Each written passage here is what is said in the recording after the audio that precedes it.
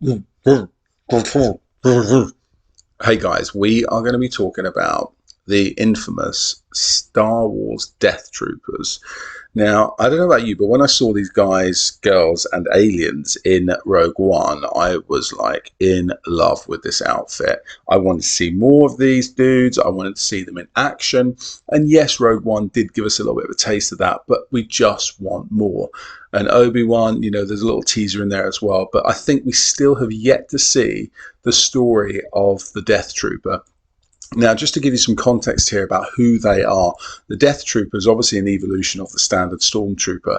They are an elite fighting force for the Empire, so they're specializing in stealth, espionage, and sort of lethal missions where it's going to be a shoot to kill.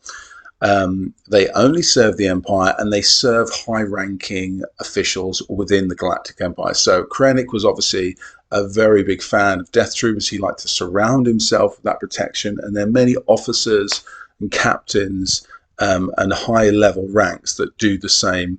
It's a kind of sort of like wimpy way out for a lot of Imperials, because they know that once they've got Death Troopers with them, they're essentially like unstoppable bodyguards. However, we do see a lot of weakness within Rogue One with them, which I think in some areas could be a little bit unfair, because the reality of a Death Trooper is that they've already got a lot of battle experience. They're not going to turn up as Death Troopers.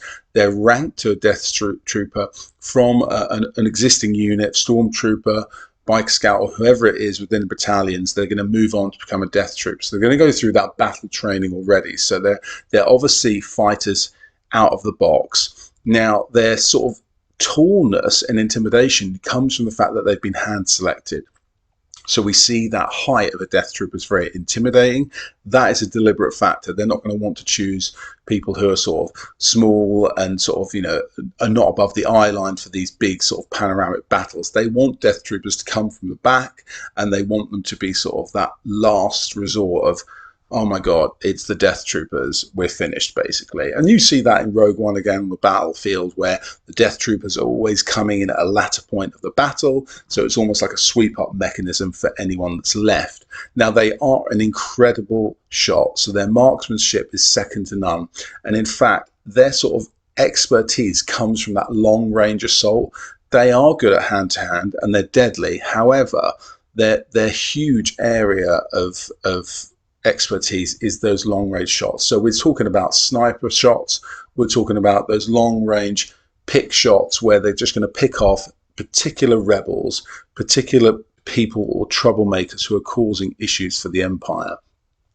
Now, underneath the suit, we see a little more of a softer side to a Death Trooper. So in Rogue One, we naturally there's a feeling within a Death Trooper that there's more to it than just a standard soldier, and there is. Their communication is scrambled for their own community. So when we hear those voice comms, we hear that sort of muffling noise. That is because that's a Death Trooper scramble for their own communication. And this in turn creates this sort of like inner circle for a Death Trooper. So where they speak to one another, where they talk about issues, it's not like Stormtroopers where it's, out in the open and they're sort of slagging off people and officers around them. The Death Troopers have their own club, essentially. And this creates a sense of loyalty and brotherhood within the ranks. And that sort of loyalty on the inner circles is very, very powerful. So this is another reason why the elite generals and top tier admirals within the Empire really want Death Troopers over droids, because that loyalty